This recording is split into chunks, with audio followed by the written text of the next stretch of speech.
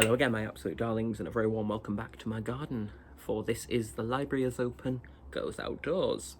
It's not as warm as it was the other day when I was filming, but we're just going to make the best of it.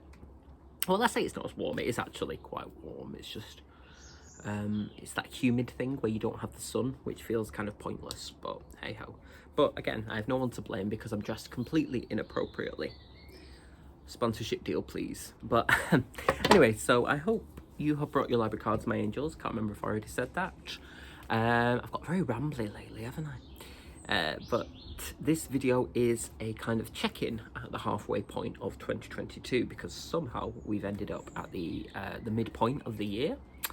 Thus bringing truth to that line that your parents always say when you're a kid: oh, you don't know where the time goes the older you get. Well, that's true. Oh, ignore that. I'm just drinking my coffee. I'm cheating on tea today with a coffee, and it's quite a stained mug, so don't judge me. Anyway, so what I thought I'd do is have a look at, I know people do sort of quarterly reading stats and stuff like that, and you know, but obviously I've left it too late to do quarterly because that would have been April. So what I'm going to do is kind of review halfway through the year of what I've read, what kind of formats, what genres I've mostly been reading, just to get a better idea really about the kind of stuff I've been consuming over the course of the year. See if there's any patterns there, which I very much suspect there will be.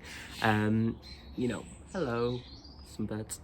And yeah, just to kind of, I thought it might be quite interesting. So I've had a pretty good year so far. I think it's swings and roundabouts, isn't it, really, in terms of, you know, being in the reading vogue and stuff like that. But I've worked out, because I'm keeping a journal which I mentioned at the start of the year, which I've listed kind of everything I've read in and what format it was, and I've worked out that up to today, which is the 20 something of June 2022, I've read 104 books of one form or another.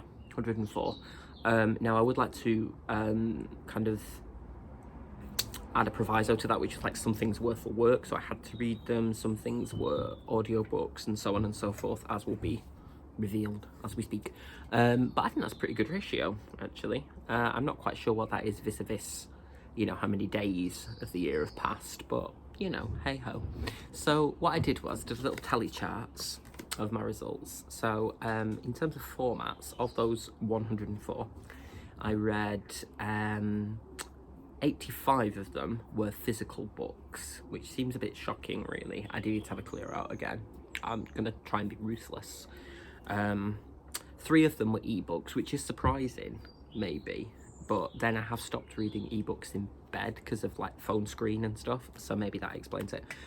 And then audiobooks were 16, which actually makes sense because, I don't know, there's something about the speed of an audiobook as well. I know you can change them, but you kind of have to just let them read to you, so it takes as long as it takes, you know. And for some reason, I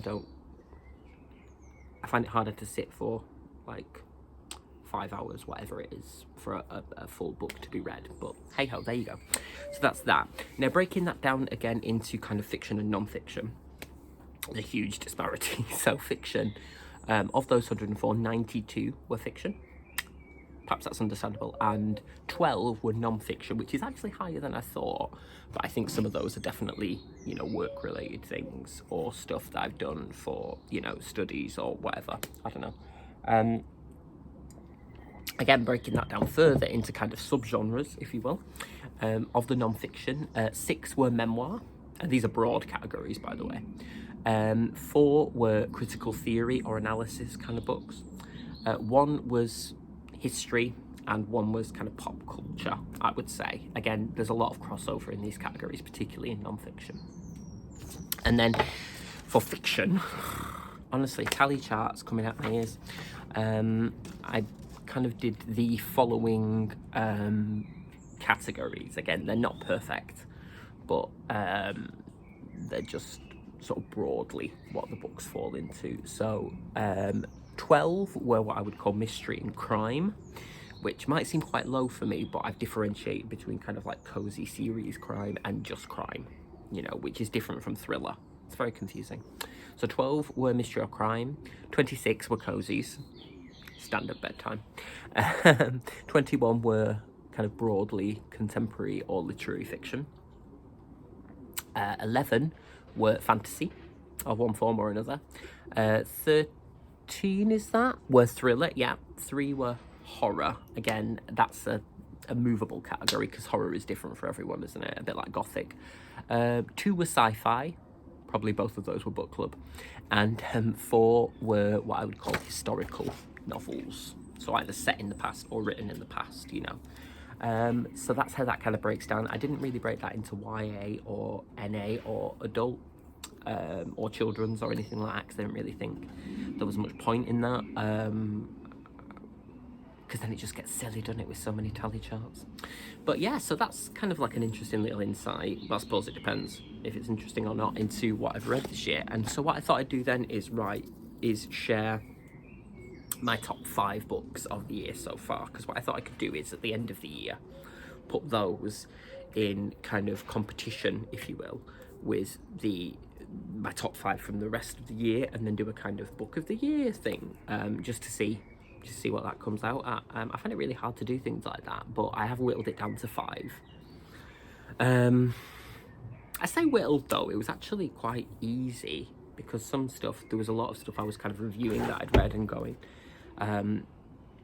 yeah, this was fun, this was alright, but it wasn't a top, you know, favourite, as it were. So anyway, in no particular order, here's the kind of top 5 of what I've read this year. So first up, J R Thorp's Learwife, which I found hard going to begin with, but was ultimately absolutely worth it. So this is just, I'll just do a quick précis, otherwise this video will go on for hours. So this is basically the untold story of the wife of King Lear from Shakespeare, who we never meet and is never really alluded to in the play. And she is in a monastery where it transpires that King Lear has placed her. And it's no spoilers for the play, but in the aftermath of the death of Lear and all her daughters, it's kind of her looking at her life and what it is to have been sort of, you know, dethroned, to have no real power, but to think she still has power, but it's been taken from her. It's slow going to begin with, but it's beautifully written, really, really elegant prose that doesn't keep you at arm's length, which is always, you know, what I'm looking for, you know. It's a bit like when someone, I suppose it's a bit like people singing, isn't it? Like opera or musical theatre and stuff like that. You can have a beautiful, beautiful voice, but if you don't have the heart in it that reaches out to us, I sort of don't care, you know, but this manages to do both. So yeah, this is good, would recommend. Staying on the Shakespeare theme, and I know a lot of people didn't like this, but I really, really liked it, just because it's so weird. So this is Mona Awad's All's Well, which is about a college professor who, she works at this kind of small liberal arts college, and as a sort of drama lecturer. And she'd had an accident many years ago in a production of All's Well That Ends Well, and she's now in chronic pain, which, you know, we don't get to hear about a lot, you know, in terms of I think there's a lot of misdiagnosed pain and people not believing, particularly women, about their pain. This is a really good chronicle of that. And she's putting on a production of All's Well That Ends Well, but then she meets these mysterious figures downstairs in a bar and finds herself suddenly cured, if you will, after a while, but then that seems to be having a detrimental effect on other people in the cast. And it's so bizarre, you just have to really kind of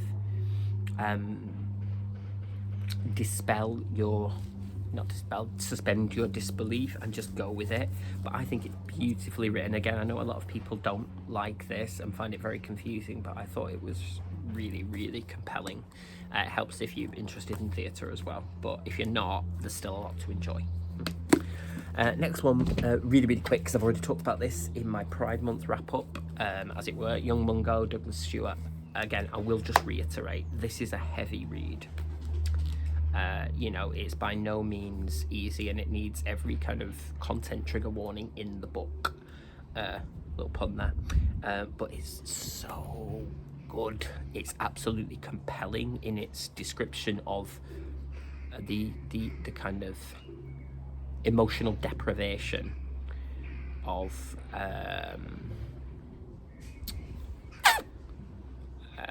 what would I call it? I don't know where I'm going with that. It's, yeah, characters who all live with some form of emotional deprivation and or abuse. As I say, there are particularly graphic scenes in this with regard to physical, emotional and sexual abuse. So proceed with caution, but its portrait of Glasgow and a working class community fraught with kind of sectarian violence is just, it's beautiful. It's really, really good. I'm wondering whether to read Shuggy Bane actually, which was Douglas Stewart's first one, which won the Booker, and then Lovely Charlie from Charles Heathcote, whose YouTube channel I will link in the description. Absolutely recommend you follow. Had read Shuggy Bane and then said, you know, they weren't sure about picking up another one by Douglas Stewart. So I'm wondering if it's something to do with that, like content or style, or just kind of, you know, you really have to be in there for the long road. But I absolutely would recommend this if you haven't. And again, that beautiful cover from Wolfgang Tillmans, which I just love as a photograph. It's just gorgeous.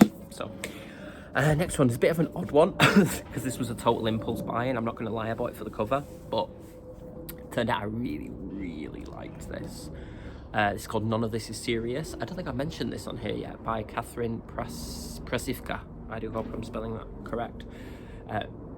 Pronouncing that correctly. And this is a kind of magical realism novel-ish, kind of speculative. It's set in Dublin with this student called Sophie who's graduating and sort of becoming a new adult, if you will. And it's kind of, it sounds like rom-com-y, but it's like about her life, loves and friendships and stuff like that. But then something weird happens.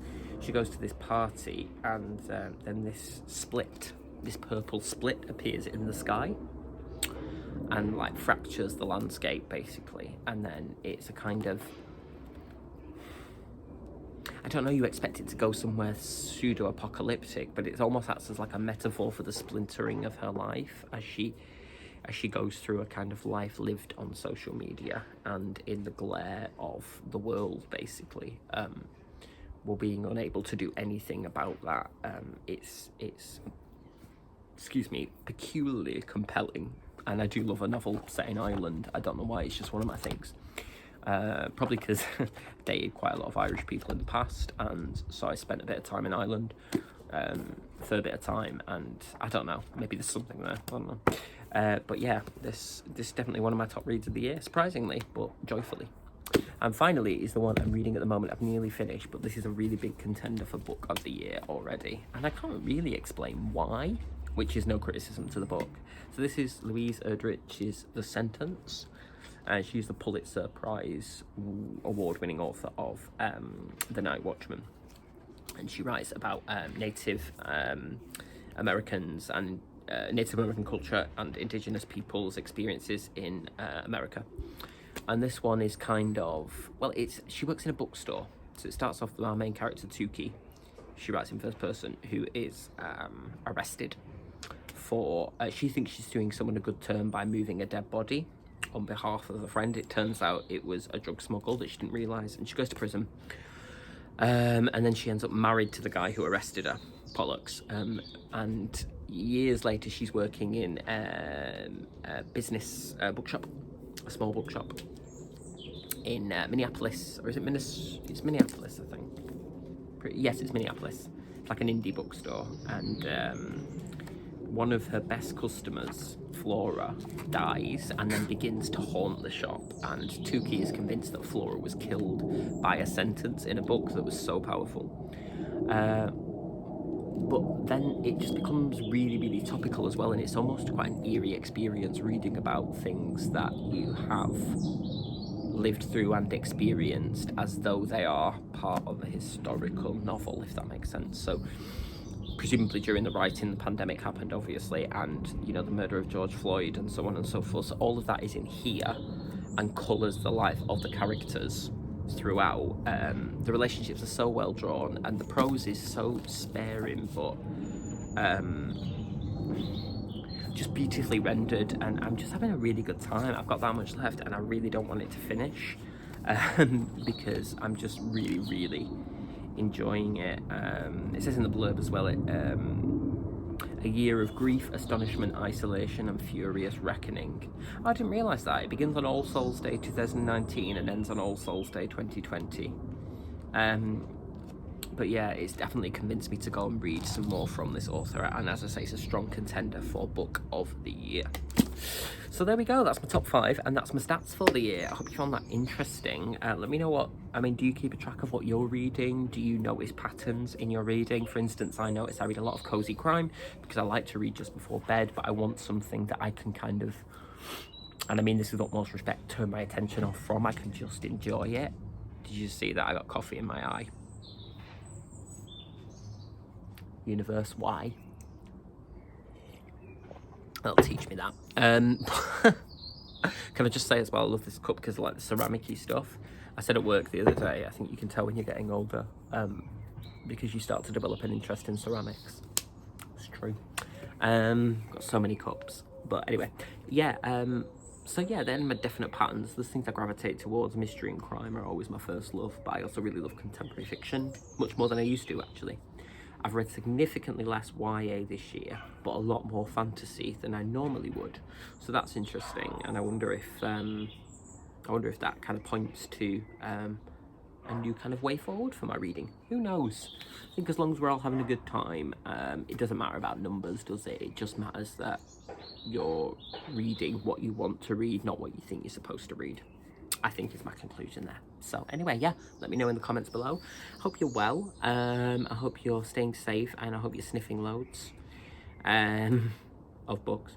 But until next time, put your library cards somewhere safe, somewhere durable, and somewhere where you can find them easily, because you never know when you're going to be called upon to sniff a book.